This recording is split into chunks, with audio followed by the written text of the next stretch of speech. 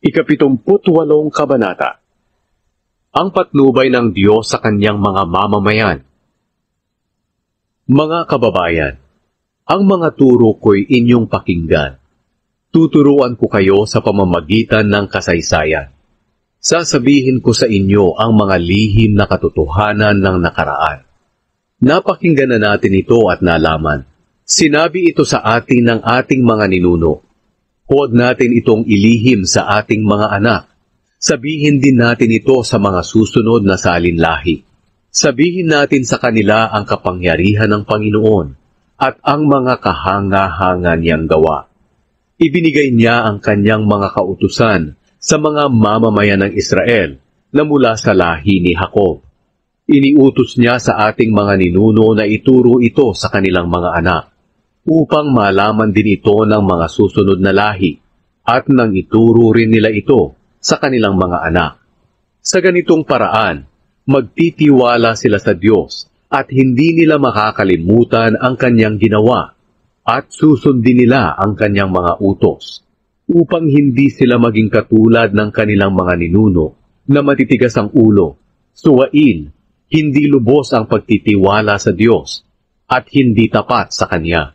Tulad ng mga taga-Ephraim, bagamat may mga pana sila, pero sa oras naman ng labanan ay nagsisipag-atrasan. Hindi nila sinunod ang kasunduan nila sa Diyos, maging ang kanyang mga utos. Nakalimutan na nila ang mga kahanga-hanga niyang ginawa na ipinakita niya sa kanila. Gumawa ang Diyos ng mga himala roon sa Zoan, sa lupain ng Ehipto, at nakita ito ng ating mga ninuno. Hinawi niya ang dagat at pinadaan sila roon. Ginawa niyang tila magkabilang pader ang tubig. Sa araw ay pinapatnubayan niya sila sa pamamagitan ng ulap, at sa gabi naman ay sa pamamagitan ng liwanag ng apoy.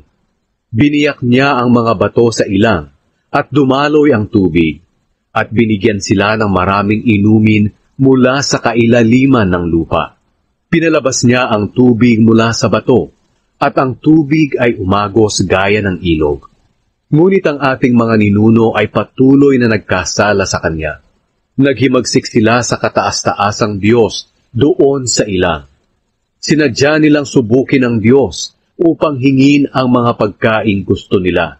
Kinutya nila ang Diyos nang sabihin nilang, makakapaghanda ba ang Diyos ng pagkain dito sa ilang? Oo nga't umagos ang tubig nang hampasin niya ang bato. Ngunit makapagbibigay din ba siya ng tinapay at karne sa ating? Kaya nang marinig ito ng Panginoon, nagalit siya sa kanila. Nag-apoy sa galit ang Panginoon laban sa lahi ni Jacob, dahil wala silang pananampalataya sa Kanya, at hindi sila nagtitiwala na ililigtas niya sila. Ganoon paman, iniutos niyang bumukas ang langit, at pinaulanan sila ng pagkain na tinatawag na mana. Ibinigay ito sa kanila upang kainin. Kinain nila ang pagkain ng mga anghel, at binigyan sila nito ng Diyos hanggat gusto nila. Pinaihip niya ang hangin mula sa silangan at sa timog, sa pamamagitan ng kanyang kapangyarihan. Pinaulanan din sila ng napakaraming ibon, na kasindami ng buhangin sa tabing dagat. Pinadapo niya ang mga ito sa palibot ng kanilang mga tolda sa kampo. Kaya kumain sila hanggang sa mabusog, dahil ibinigay sa kanila ng Diyos ang gusto nila. Ngunit habang kumakain sila at nagpapakabusog, nagalit ang Diyos sa kanila. Pinatay niya ang makikisig na mga kabataan ng Israel. Sa kabila ng lahat ng ginawa ng Diyos sa kanila, nagpatuloy pa rin sila sa pagkakasala. Kahit na gumawa siya ng mga himala, hindi pa rin sila naniwala. Kaya agad niyang winakasan ang buhay nila sa pamamagitan ng biglaang pagdating ng kapahamakan. Nang patayin ng Diyos ang ilan sa kanila, ang mga natira ay lumapit na sa Kanya, nagsisi at nagbalik loob sa Kanya. At naalala nila na ang kataas-taasang Diyos ang kanilang bato na kanlungan at tagapagligtas. Nagpuri sila sa Kanya, ngunit sa bibig lang. Kaya sinungaling sila. Hindi sila tapat sa Kanya at sa kanilang kasunduan. Ngunit naawa pa rin ng Diyos sa kanila. Pinatawad ang mga kasalanan nila at hindi sila nilipol. Maraming beses niyang pinigil ang kanyang galit, kahit napakatindi na ng kanyang puot. Naisip niyang mga tao lang sila, parang hangin na dumadaan at biglang nawawala. Madalas silang maghimagsik sa Diyos tuon sa ilang, at pinalungkot nila siya. Paulit-ulit nilang sinubok ang Diyos. Ginalit nila ang banal na Diyos ng Israel. Kinalimutan nila ang kanyang kapangyarihan na ipinakita noong iniligtas niya sila mula sa kanilang mga kaaway, pati ang mga ginawa niyang mga himala at mga kahanga-hangang gawa roon sa Zoan, sa lupain ng Ehipto. Ginawa niyang dugo ang mga ilog sa Ehipto, at dahil dito wala silang mainom. Nagpadala rin siya ng napakaraming langaw upang parusahan sila, at mga palaka upang pinsalain sila. Ipinakain niya sa mga balang ang kanilang mga pananim at mga ani. Sinira niya ang kanilang mga tanim na ubas at mga punong sikomoro sa pamamagitan ng pagpapaulan ng yelo. Pinagpapatay niya ang kanilang mga hayop sa pamamagitan ng kidlat at pag-ulan ng malalaking yelo. Dahil sa napakatinding puot at galit niya sa kanila, nagpadala rin siya ng mga anghel upang ipahamak sila. Hindi pinigilan ng Diyos ang kanyang puot. Hindi niya sila iniligtas sa kamatayan. Sa halip ay pinatay sila sa pamamagitan ng mga salot. Pinatay niyang lahat ang mga panganay na lalaki sa Ehipto na siyang lugar ng lahi ni Ham.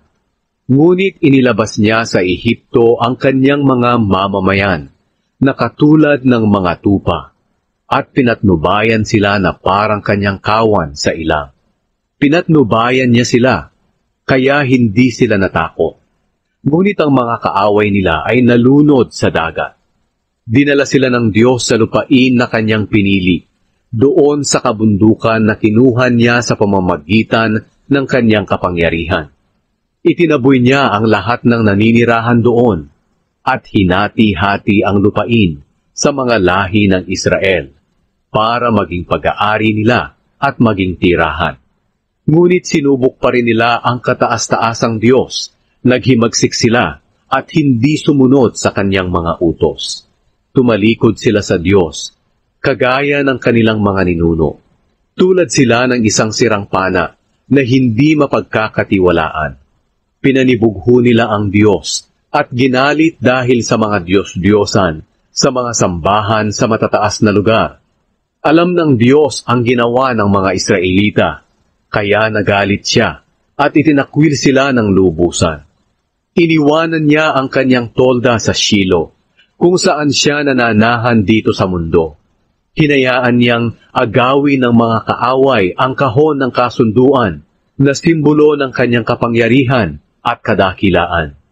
Nagalit siya sa kanyang mga mamamayan, kaya ipinapatay niya sila sa kanilang mga kaaway. Sinunog ang kanilang mga binata, kaya walang mapangasawa ang kanilang mga dalaga. Namatay sa labanan ang kanilang mga pari, at ang mga naiwan nilang asawa ay hindi makapagluksa.